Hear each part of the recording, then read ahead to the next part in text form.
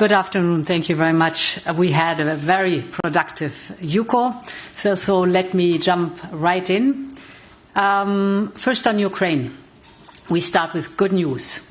The tide is turning. António and I congratulated President Zelensky on the opening of the first cluster. This is a major milestone. Now our goal is to open more clusters before the summer. And we also agreed on the rollover of the Russian sanctions, and importantly, this time for 12 months, no more for 6 months. And this too sends a very strong message. And we continue our work to finalize the 21st package of sanctions. These are hard-biting sanctions that will keep the pressure on Russia. And at the same time, we have to prepare when negotiations start.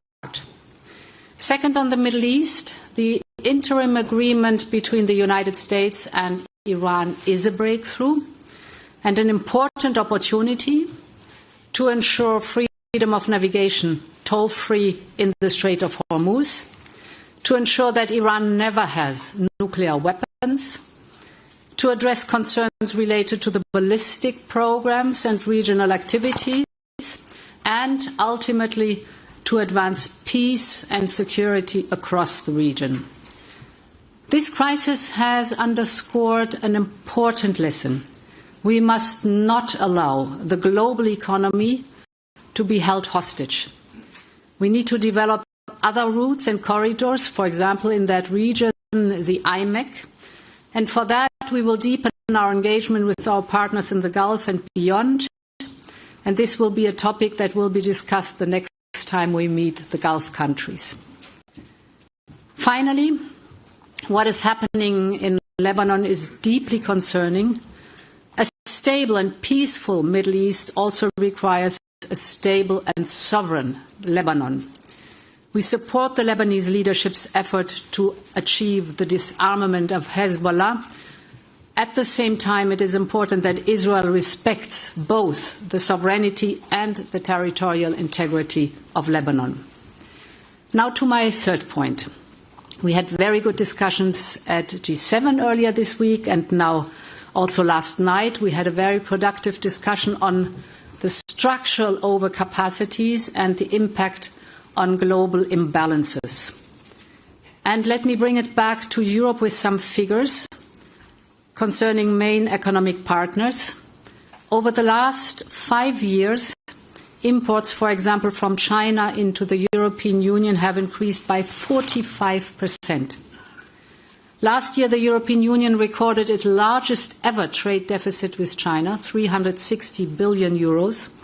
That is a deficit of 1 billion euros per day. And for the first time, all member states had a trade deficit. This is not just about cheap imports. We see overcapacities that erode our own manufacturing base. And this is simply not sustainable. We know very well that we must do our homework first to boost our own competitiveness, but we also have to address the global imbalances.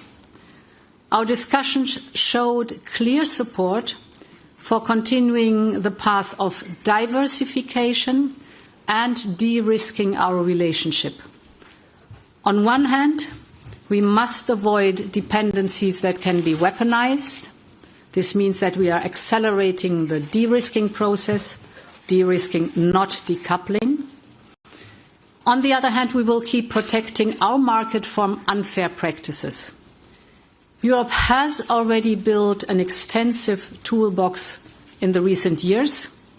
Now we must use it more proactively and more strategically to defend our European interests. And indeed, as President Costa said, the Commission will work on new tools, such as a diversification instrument. I'm pleased that we saw clear support for a European response based on unity among the member states and dialogue with China, which remains crucial. The Commission will take this forward, and the topic will remain high on our common agenda. Thank you so much, Maria Teresa, for Euronews. A question for President Costa. In your mandate, you have made being unanimous and being together the 27 a central theme, but when you instructed your most senior member of your cabinet to test whether or not there was a channel of communication possible with Russia, not all member states knew it. What was your political instinct? Why did you believe this was the right time? And what signals were you reading to do it now?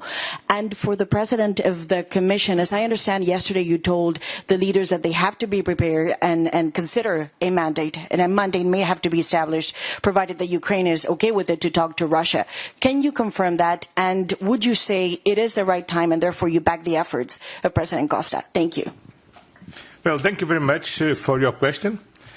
We had a very good and discussion, very useful, to clarify misunderstandings. First of all, the European Union is not, and we do not intend to be mediators.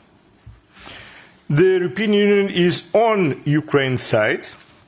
We have been with Ukraine through the war, and we will be with Ukraine after the war. Second, what is clear also is, unfortunately, that we don't have credible signs from Russia that Russia wants to engage in serious negotiations for the time being.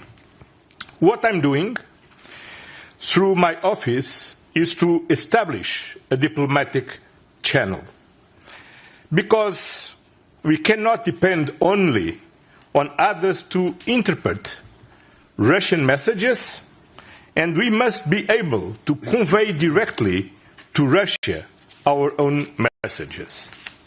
Third, to be very clear, I see no contradiction nor competition between different actors and formats.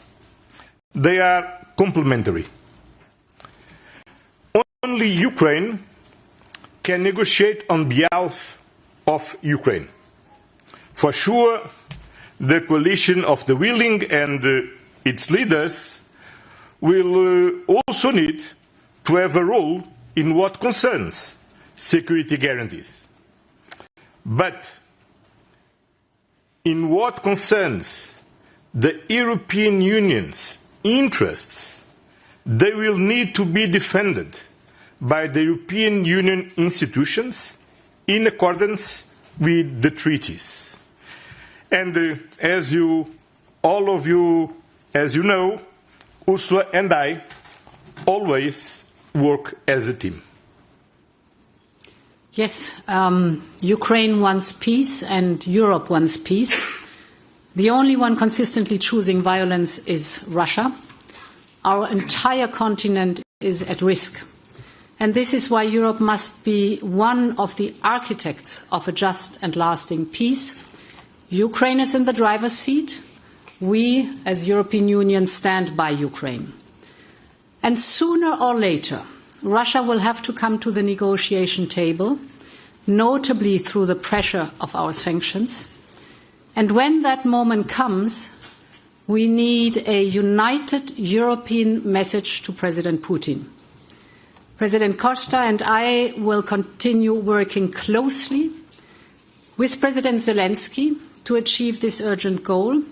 President Costa represents the 27 member states.